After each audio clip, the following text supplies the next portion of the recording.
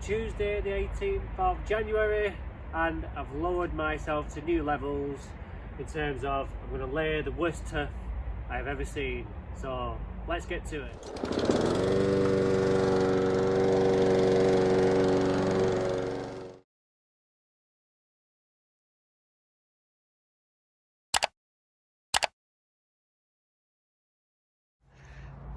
Right, so let me tell you a little bit about the job. I haven't done this.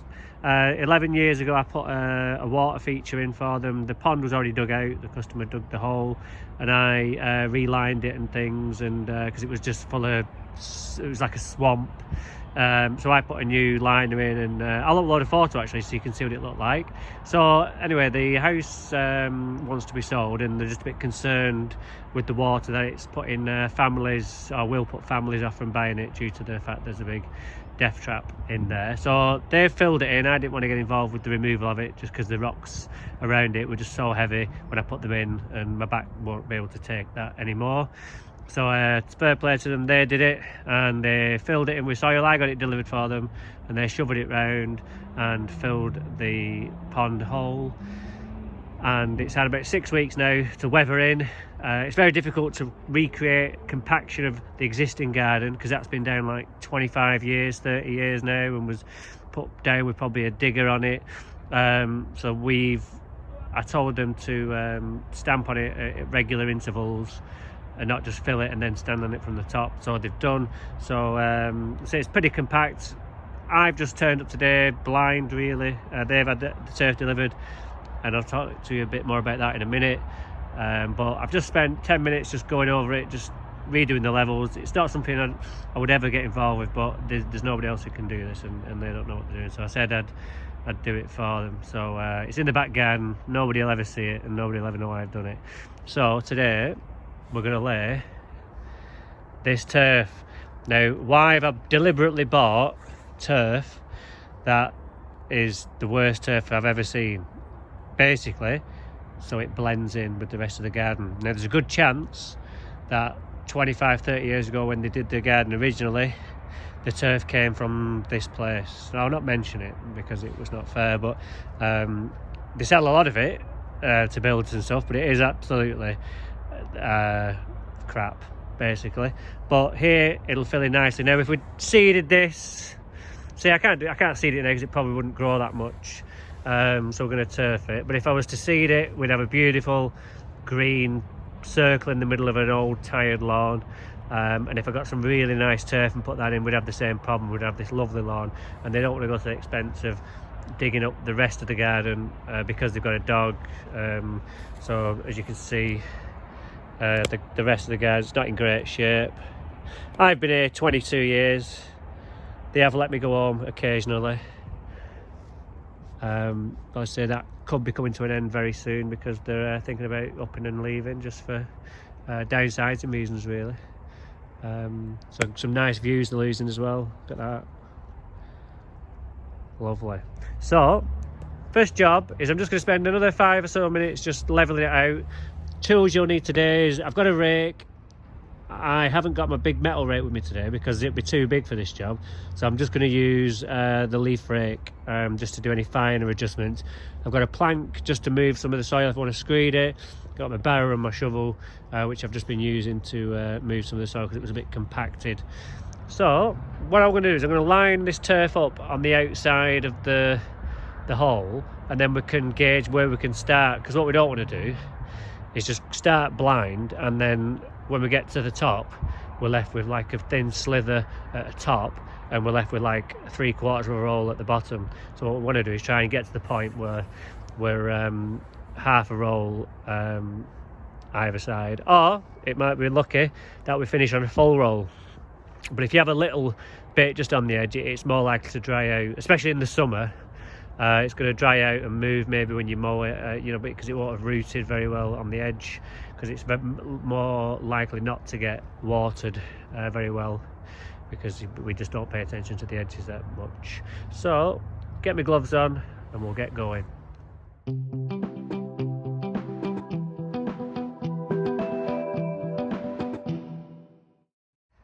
Okay, so I'm happy with that. I mean, you can go over it and over it and over it, but it's not a football field. Like, you know, we don't want it like 100% dead level.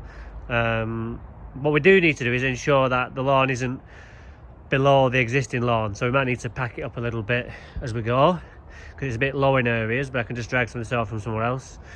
I've not done a job like this for many years because I don't normally do it because it looks amateurish, but like I say, it's a good idea just to do it because I can show you how to turf, I can show you what turf not to buy, and I can show you what tools I use to turf.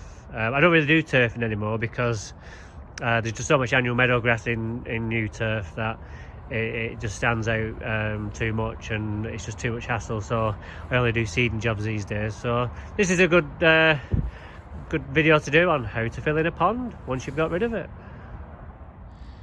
So just showing you up close on this grade A premium turf knot.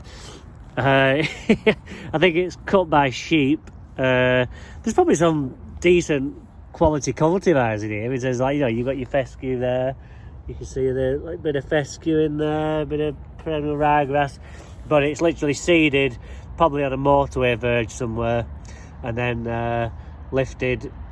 It's brittle, got to be very careful with it.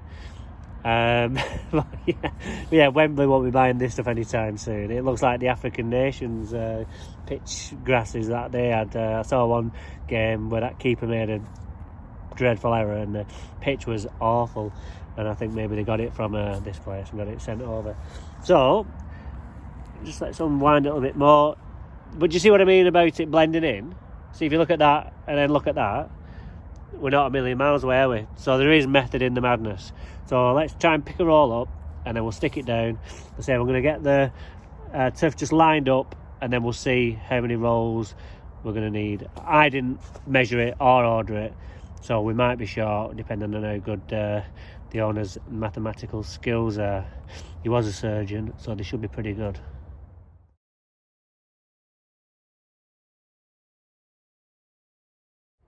Right, two tools you could use for this is an old saw. Everybody's got one of these, a rusty saw. It's got iron on it, so that'll green the grass up. Not. Now, while you're in the kitchen, guys, getting the two forks out of the kitchen drawer, while you're there, nick the serrated bread knife. That is a great tip, and just hide that, and just deny all knowledge of knowing it's gone missing. And then when you need to do a little bit of turfing, the serrated blade is a good one, but I use mine and I never replaced it, so I'm stuck with this rusty saw that I pulled out of my shed. If it was a new one, you'd just be wasting your money because you just blunt it. So a good old one is still do a job. So rusty saws needn't go to the scrapyard just yet. So we'll be using this as I go, cutting as I go, and then I don't have to. Because if you leave all the cutting till last and you leave your gaps, you can end up missing gaps in your turf because you've left the gap too large. So I always fill the gap in at the end as I go, and then avoid that having to go back. If you've got a big stretch of turf to do, you could end up moving back each piece of turf quite a bit. You know, you lose maybe like a foot over the whole job. So good tip, get it done first. A good tip also is to start where your top of your turf should finish at the beginning of the lawn. You're going to lose this bit, but if you started there, you have to fill this bit in. So I always lose a bit on the edge there like that.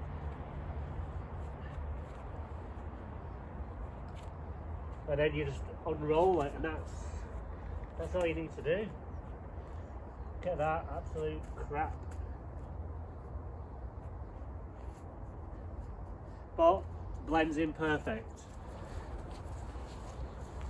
So you go like that, get your saw, kind of just memorise where the turf should be. You can use the edge as a guide, and you can always go into the new lawn as well, into the old lawn, and just feather it in after. You can see it's not done a great job, has it? Not deep enough, there you go. So it's 2 years since I did some turfing, so I'm a bit rusty. Over 2 years actually. You can see now I'm just a little bit low there, so I'm just going to peel that back and drag some of this over. You always lower it down there. There's like a bit of a gravel border here, which they've just gone over the top of, but not to worry. So I'll just go like that. And what you can do is in the spring, get a bit of soil over here with some seed in and just feather it in. And like here where it's a bit bare where they've been doing the work, you can't turf that because you have a lip. So a bit of seed on there and just feather it in here as well. Just there. So so far so good.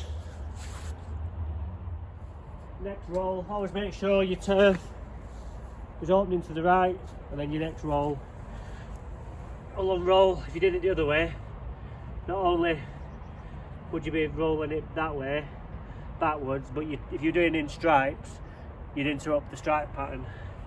But we're not really worried about that today. If you did it the other way, you'd have to start that end and work back this way, and then it's very difficult to manipulate this turf. It's soil based, but bend the edge over, bring the two together, give them a bit of a crimp like that. Use your foot. I always kick this bit, and then that end bit will then be the start of my next row. So I don't really work in brick fashion, as you should, on jobs like this. It's just not needed. So it's just to avoid wastage. Yeah, it's like laminate flooring. You always start with your smallest piece that you've just cut off on your next row. So you can either start that end with it, and then you'll start creating stripes because you've rolled that way with the first one, and then you'll be rolling the other way with the other, so you get stripes. But we're not interested in that. We want to go the same way. So I'll get that piece, cut it off, and bring it down to this end and start again. So I'll just show you how I cut that. Same thing really. You don't have to be too accurate, but make sure you don't leave yourself short. You can be over, but not under. Kind of following the along, and just squash that down.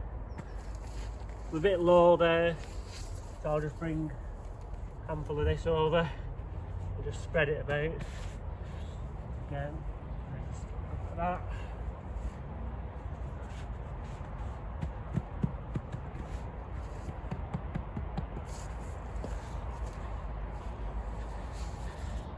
Jobs are good.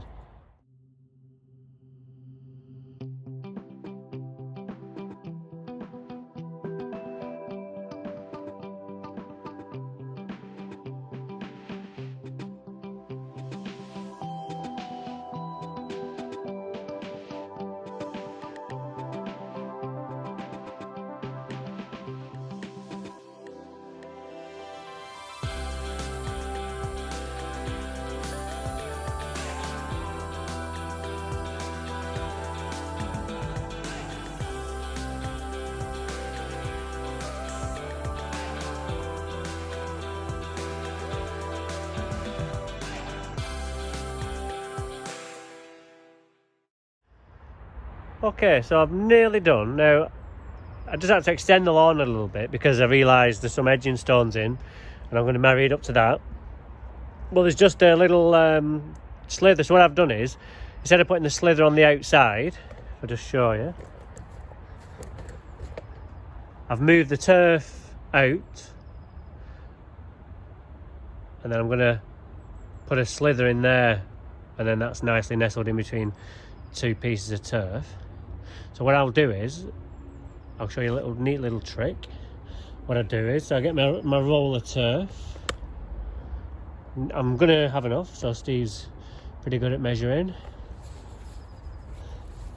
And then I cut a slither off the edge, like cutting a piece off a Swiss roll. And then what happens is, so if I take that much there like that,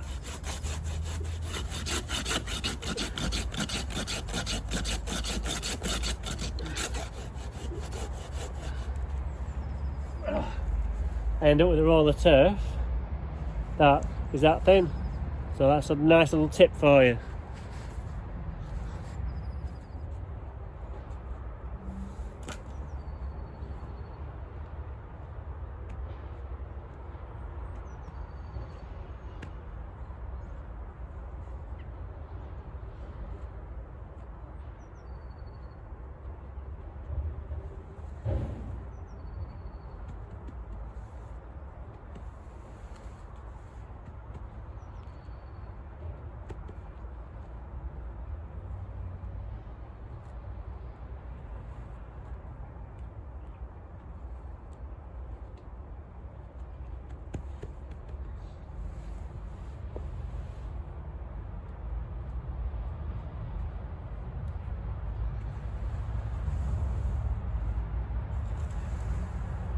And then instead of cutting this bit down there to create the triangle, I just cut along this piece of turf here.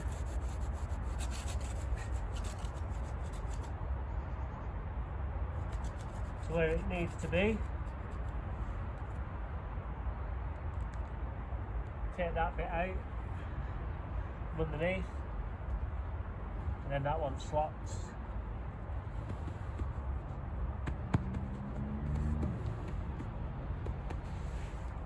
Nicely in. Okay, so that's how you fill a hole and turf it. Hope you've enjoyed the video. Don't forget to like and subscribe. Now, I've had some people ask about these embroidered tops. Get a life, you don't want to be walking around in one of these, come on. Can't be impersonating Danny Hibbert, it's an arrestable offence. It's like walking around dressed as a police officer. But in the near future, if you send me something that really does make my mouth water and make me fall off my chair, you can have one of these, and that means you've passed my test. So until then, these are not available. So send me something good and I'll see about getting you one, and then you can call yourself like a proper Jedi of the Daniel Hibbert Lawn Society.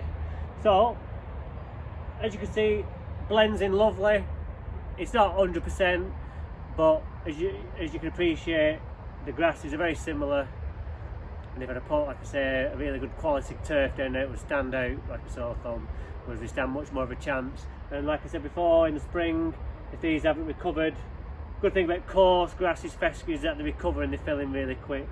So we can always feather that in with a bit of compost or just topsoil or root zone or whatever you want, a bit of seed, and then all grow as one and blend in even better. So there you go. I'm not walking away going, great job Dan. You know, not all jobs smell of roses in my life. You know, we have to sometimes lower ourselves to these jobs. But it's January, keeps the money coming in, keeps the motivation going for work, because I hate January. It's kind of a month that I could easily knock off the calendar, to be honest. And I just find it difficult to get going. So doing a few videos, even though they're not very good, keeps it going. And I do get a bit rusty in the camera aspect of things, as you can tell. So best shut up. I'm going to go now and put my feet up. So see you next time.